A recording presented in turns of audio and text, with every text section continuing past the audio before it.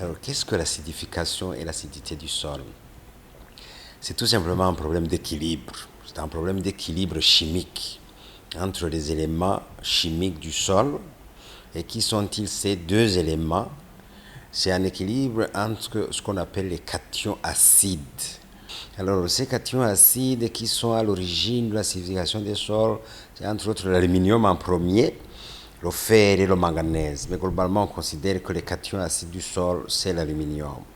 Un problème d'équilibre entre ces cations acides, l'aluminium, le fer et le manganèse, et les cations basiques, que sont le calcium, le magnésium et le potassium. Donc, à l'équilibre, et on dit c'est autour d'un pH 7, c'est une norme qu'on utilise, ils sont en équilibre, si vous voulez. Maintenant, l'acidification, ça veut dire quoi? C'est la prépondérance des cations acides de l'aluminium, le fer et le manganèse dans le sol par rapport aux cations basiques que sont le calcium, le magnésium et le potassium. Qu'est-ce que ça veut dire? Ça veut dire dans les conditions tropicales humides où il y a un excès d'eau, l'eau c'est le véhicule, il se fait que le mouvement vertical de l'eau, on va en parler, c'est l'infiltration si vous voulez, emporte les cations basiques en dehors du sol. Donc en profondeur, les cations basiques, calcium, magnésium, potassium. Et laisse derrière alors les cations acides avec à la tête l'aluminium. Donc ce processus d'excès de pluie dans les zones tropicales fait que l'aluminium reste dans le sol en cations acides, alors que les cations, qui sont la solution justement de cette acidité, le calcium et le magnésium et le potassium, sont emportés en profondeur, tout simplement. N'est-ce pas? Il y a d'autres conditions où vous avez l'inverse, où vous avez plus de cations basiques que de cations acides, et c'est lié à ce qu'on appelle l'équilibre, encore une fois, entre les précipitations et l'évapotranspiration. Les précipitations, tout simplement, dit ici au Burundi, c'est la pluie, mais ailleurs, il y a la grêle, il y a la neige. Et l'évapotranspiration, ça veut dire la perte d'eau à partir du sol et des plantes, n'est-ce pas, sous l'effet de l'énergie solaire. Alors, s'il y a plus de précipitations que d'évapotranspiration, encore une fois en déséquilibre, ça veut dire l'eau de pluie en excès emporte ces cations basiques en profondeur et laisse les cations acides en surface. Voilà la source d'acidité.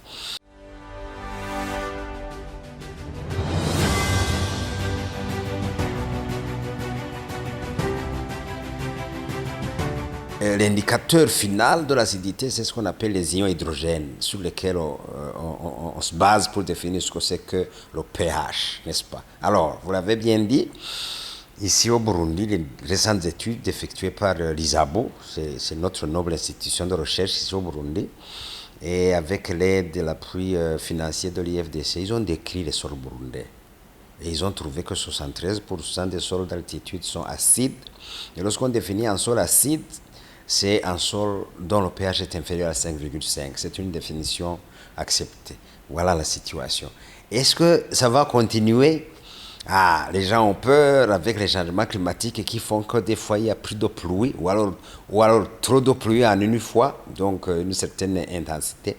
Il y a des risques que le processus d'acidification, qui à l'origine est un processus naturel, parce que je vous dis c'est causé par la pluie, mais c'est un processus naturel exacerbé, accéléré par l'action anthropique. Pourquoi au Burundi en particulier? Le problème de surpopulation, on ne repose pas le sol, on travaille tous les jours, qui est soumis à l'érosion, qui est un autre processus d'acidification. Et donc, la tendance, en tout cas, est vers l'acidification. Et c'est une tendance normale. Est-ce que c'est une tendance réversible? Oui.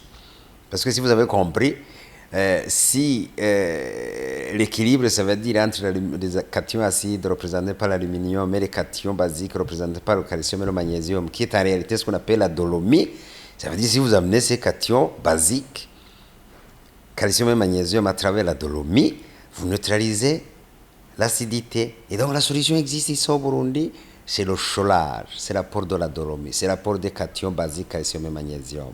Voilà.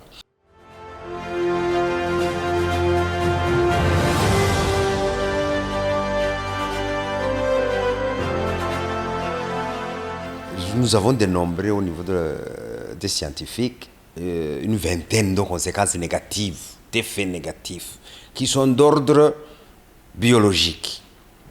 on insiste beaucoup ces jours-ci sur la santé du sol. Le sol a une santé. Comme vous, vous avez une santé. Comme vous vous préoccupez de la santé de vos enfants ou de vos animaux, n'est-ce pas? La santé du sol, en réalité, ça veut dire la vie du sol. Le sol, c'est un milieu vivant. Alors, l'acidité des sols fait que les micro-organismes du sol, qui régulent la dynamique du sol, ils ne sont pas opérationnels. Ils meurent parce que c'est acide, n'est-ce pas? Ça, c'est la première chose. Et les racines des plantes qui assurent la nutrition des plantes ne sont pas fonctionnelles. Elles sont atrophiées, particulièrement les petites racines qu'on appelle les poils absorbants. Ils sont atrophiés. Donc, ça veut dire que la plante ne pourra pas absorber les éléments nutritifs à travers ces poils absorbants qui sont brûlés. Donc, ça, c'est le niveau de la vie du sol. Micro-organismes détruits, racines atrophiées. Ça, c'est une conséquence énorme. Énorme pourquoi? Parce que ça affecte, si vous voulez, la productivité du sol. Ça affecte la production agricole.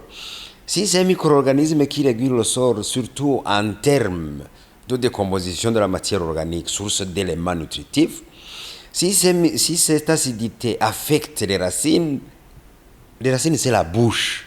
Considérez que les racines, c'est la bouche des plantes. Alors si vous avez une bouche atrophiée, et moi j'aime bien cette image, comment allez-vous vous nourrir? Et donc, si la plante ne peut pas absorber en suffisance les éléments nutritifs, ça veut dire que la production sera faible.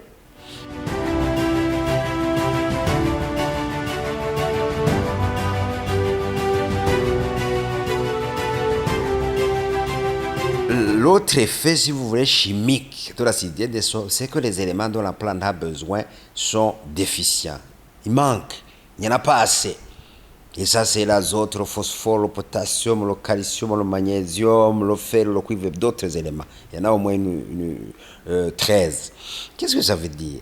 Les racines atrophiées, pas capables d'absorber les éléments nutritifs. 2. Éléments nutritifs déficients. Donc, ça veut dire que la plante ne va absorber que ce qu'il y a dans le sol. Si le sol est pauvre, ça veut dire que votre production sera pauvre, carrément. C'est la loi de Lavoisier, rien ne se crée, ne se perd, tout se travaille. Ou alors, la plus belle fille du monde ne donne que ce qu'elle a. Qu'est-ce que ça veut dire? Production faible en termes quantitatifs et sur le plan nutritionnel.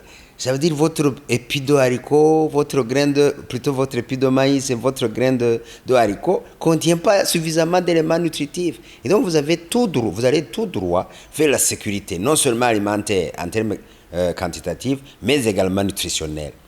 Alors, c'est assez intéressant. Parce que même quand on parle de fumier, qui est une autre approche, si vous voulez, de gestion des sols, qui peut aussi contribuer à la réduction de l'acidité, le fumier est produit par les animaux qui s'alimentent sur le pâturage. Maintenant, le pâturage est pauvre. Qu'est-ce que vous voulez? Vous allez avoir un fumier pauvre, parce que rien ne se crée, ne se perd, tout se transfère. N'est-ce pas? Donc, d'un côté, l'alimentation humaine, elle est limitée, en termes nutritionnels, en termes quantitatifs. Même le fumier qui devrait servir à améliorer la productivité du sol, il est de mauvaise qualité parce qu'il a été produit à partir du fourrage de mauvaise qualité parce que le sol n'est pas suffisamment concentré en éléments nutritifs, il est déficient. Ça, j'ai parlé de sécurité alimentaire nutritionnelle pour l'homme. Je parle maintenant de la valeur agronomique faible du fumier. Je peux même parler de la qualité du lait.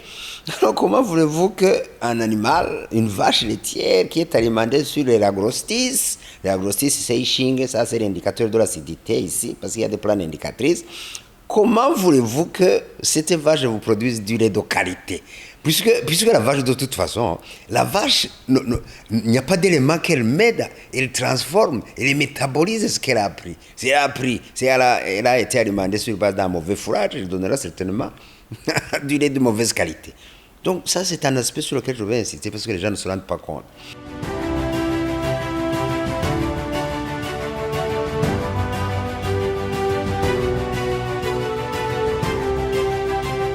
Tout à l'heure, j'ai parlé d'une plante indicatrice d'acidité. Tous les Burundais savent. C'est l'Eragrostis, c'est Ishing. À chaque fois que vous voyez l'Eragrostis, vous n'avez même pas besoin de mesurer, si vous voulez, le niveau d'acidité. Ça, c'est un sol acide. Et regardez, considérez que c'est une seule espèce. Dieu n'a pas créé une seule espèce. Et avant l'Eragrostis, quand le sol était bon, vous aviez différents types de végétation, différents types d'espèces. Vous aviez les astéracées comme les gifurifuri, les comélinacées. Et donc c'était un monde végétal diversifié. Mais maintenant, avec l'acidité, tout ce monde diversifié, tout ce monde végétal diversifié est réduit à l'agrostice. Et donc vous perdez la biodiversité. Et là, je dois vous dire, en regardant les l'agrostice, vous pouvez être rassuré que même sous le sol, cette exiguïté phytosociologique, cette exiguïté biologique est pratiquement la même dans le sol. Vous allez trouver probablement très peu de micro-organismes qui puissent s'adapter au sol. Donc vous perdez la biodiversité.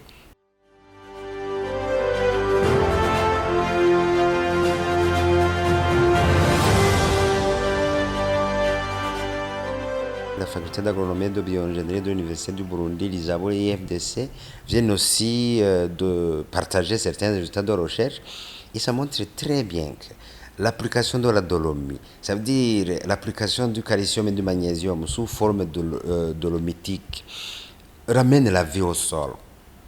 La biologie revient. Certains micro-organismes, notamment les bactéries fixatrices de l'azote, remontent un peu, reviennent, et on le voit, particulièrement sur le haricot.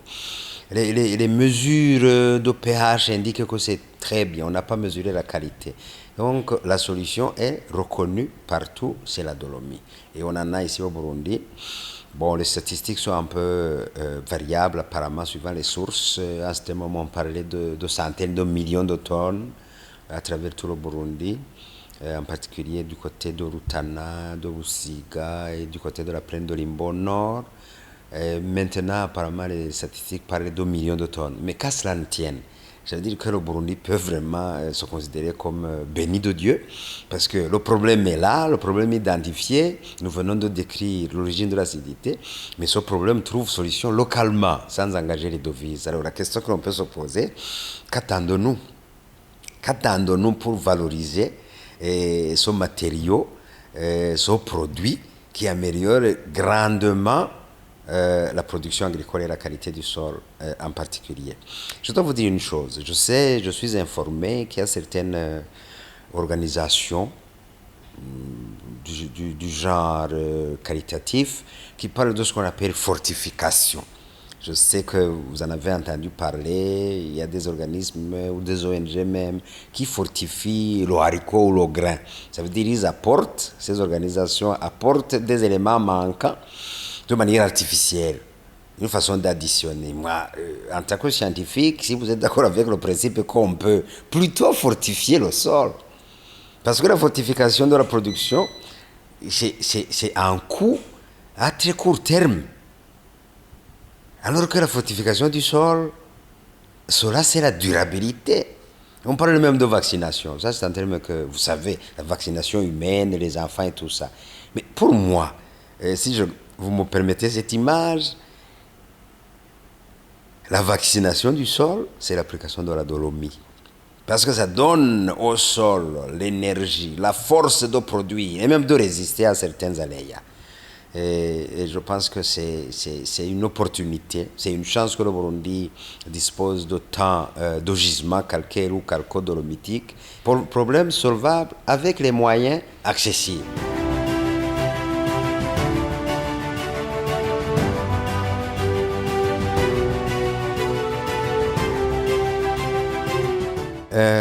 Je vais vous dire une chose, dans toute initiative de développement, l'étape la plus difficile, l'étape la plus critique, c'est la compréhension de la problématique.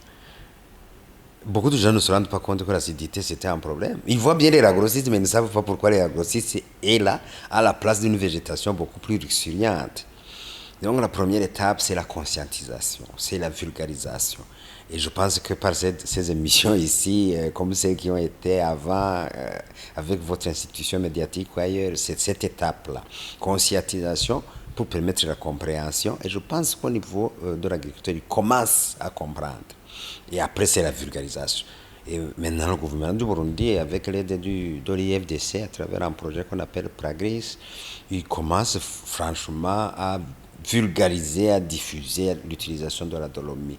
À chaque chose, il faut un début, et des fois le début est difficile, mais on voit bien qu'il y a une tendance qui montre que le gouvernement est très conscient, que le gouvernement est en train de faire tout pour contribuer justement à la résolution de ce problème. Surtout que de toute façon, comme je vous l'ai dit, le produit de correction, le produit dolomitique ou calcodolomitique existe ici au Burundi. Ça prend du temps. Ça prend du temps, mais ça vient à travers la subvention. Le gouvernement subventionne l'utilisation des intrants à côté des engrais ou des fertilisants organo-minéraux. Le gouvernement subventionne avec l'aide des bailleurs, en particulier l'IFDC, l'utilisation de la dolomie. Et ça prend. Ça prend, il y a des témoignages qu'on recueille de plus en plus. Ça prend et ils comprennent. Donc avec le temps, nous pensons que, puisque le problème est compris, de la même manière, je suppose, et même on peut se dire que le gouvernement, à ce moment, devra pas imposer, mais demander aux bailleurs qui interviennent dans le secteur agricole de contribuer justement à la résolution de ce problème. Parce que les gens vont vous dire, vous pouvez appliquer tout ce que vous voulez, les engrais, vous pouvez amener la meilleure semence qui peut y avoir. Il n'y aura pas de réponse tant que le problème d'acidité des sols n'est pas résolu. Donc moi j'entrevois quelque part un paquet qu'on imposerait, peut-être pas imposerait, qu'on négocierait, je dirais, pour être plus positif, avec les bailleurs.